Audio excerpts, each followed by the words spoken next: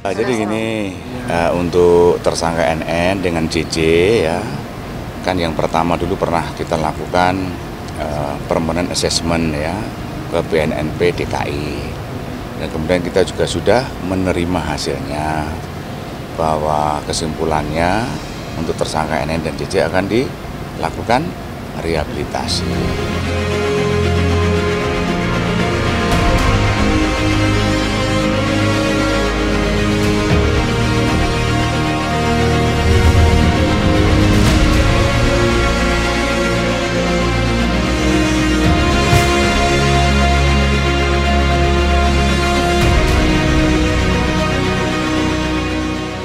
Mama seneng ya yang pasti ya Mas ya, karena bisa sudah dipindahkan ke tempat rehabilitasi.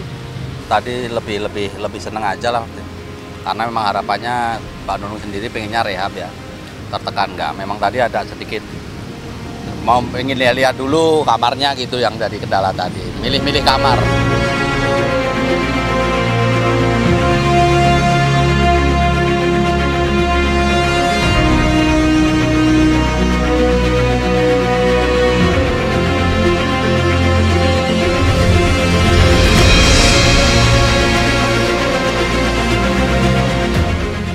Saudara N ini akan menjalani rehabilitasi di RSKU. Ibu N ini kan ada kasus hukum ya. Nah, tentunya juga kita akan melihat sampai di mana perkembangan kasus hukumnya. Kalau ternyata kasus hukumnya memang bunyinya diputuskan, dirawat dan direhabilitasi tanpa ada embel-embel penahanan, maka itu istilahnya menjadi wewenang penuh daripada RSKU. Namun kalau ada embel-embelnya misalnya dilakukan penahanan dan direhabilitasi sampai 1 tahun, ya tentunya dia akan menjalani sebagian di RSKU dan mungkin sebagian lagi kalau dia sudah siap dia akan rawat jalan.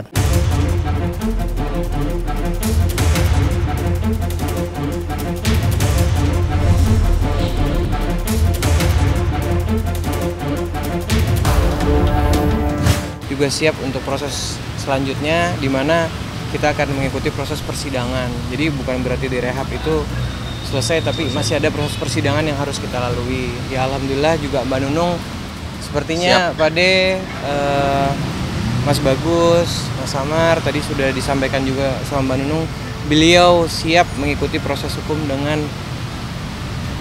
bijak dan baik selaku warga negara yang menghormati hukum.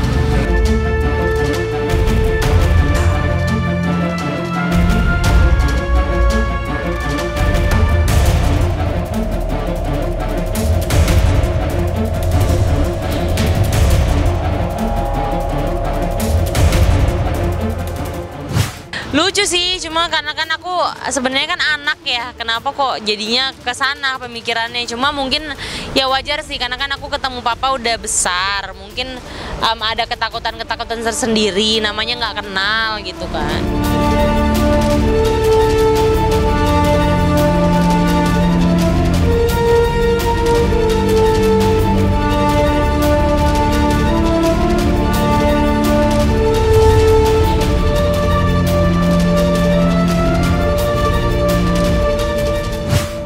Anaknya suaminya Mbak Nunung, tapi aku sampai sekarang sih nggak deket sama Mbak Nunungnya, belum pernah ketemu juga. Aku anaknya Mas Ian ya, anaknya bukan siapa-siapa, maksudnya bukan yang macam-macam, aku cuma anaknya aja.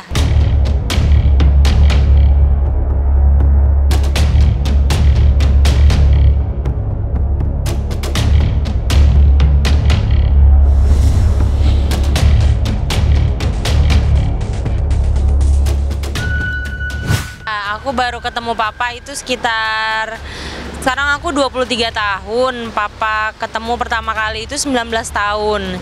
Jadi kayak baru ketemu 4 tahun, tapi dari 6 tahun belakangan ini aku udah berhubungan sama papa.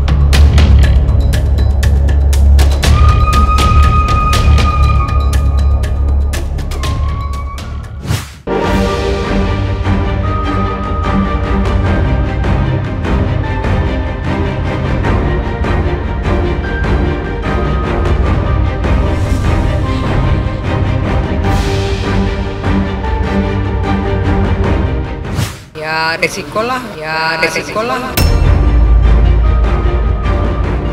Makanya kan dari awal juga aku juga sempat bilang ya, maksudnya kasihan anak, tapi kan memang mediasinya nggak direspon ya sudah.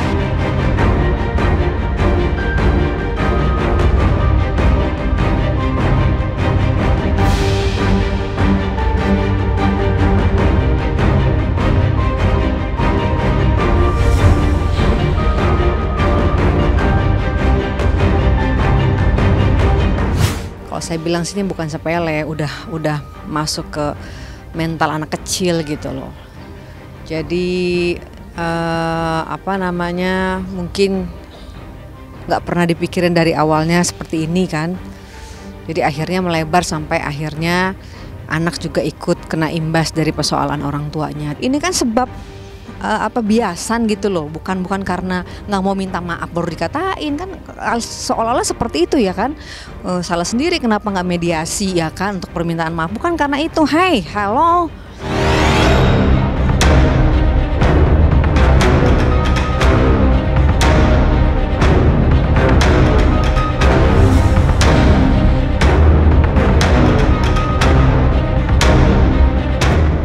Kalau dia membuli sesuatu yang menyangkut orang tuanya, pasti dia akan sedih, pasti dia akan mentalnya akan drop gitu kan. Nah, ini siapa yang bisa disalahkan gitu kan? Ini kan penyebab dari semuanya gitu. Makanya saya sangat kecewa sekali kalau dibilang hal ini dianggap sepele, dianggap seperti kayak virus itu terlalu mendramatisir gitu ya. Ternyata yang ditakutkan ini terjadi, sekarang drop lagi.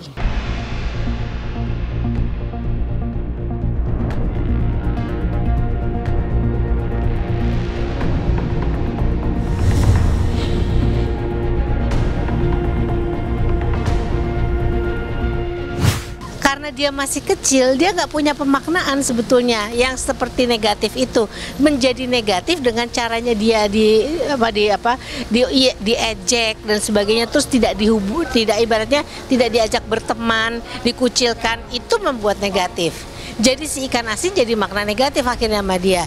Lingkungan harus mendukung.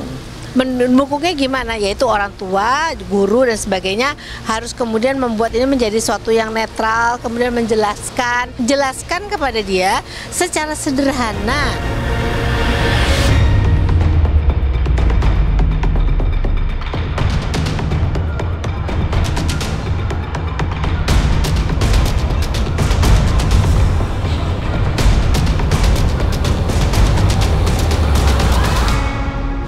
Pak Khalid Ginanjar, ya ini sedang pemberkasan, Nanti setelah selesai berkasan kita kirim ke Kejaksaan Tinggi, dan nanti kita lihat, kita tunggu evaluasi daripada kejaksaan seperti apa. Nanti P21 kita kirim tersangka dan barang bukti ke.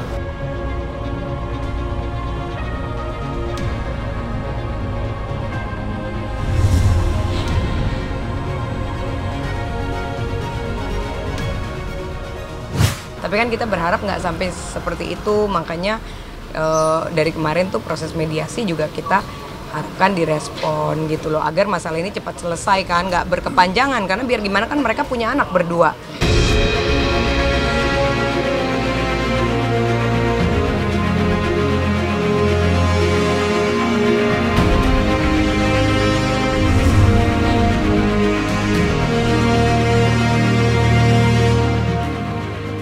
Dari hasil penghinaan orang, sehingga nggak usah sibuk-sibuk minta damai. Resiko lah, terima aja, saya balik aja kayak gitu. Kenapa bisa ngomong kayak begitu ya kan? Nggak usah susah-susah kemarin minta damai, tulis permohonan maaf, teriak-teriak, apa segala macam gitu. Terima resiko aja, terima aja, saya balik lagi kayak gitu.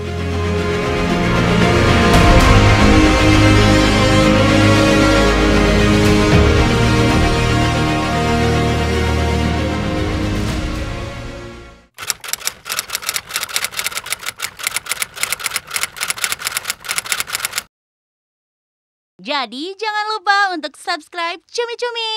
Ditekan ya tombol lonceng merahnya.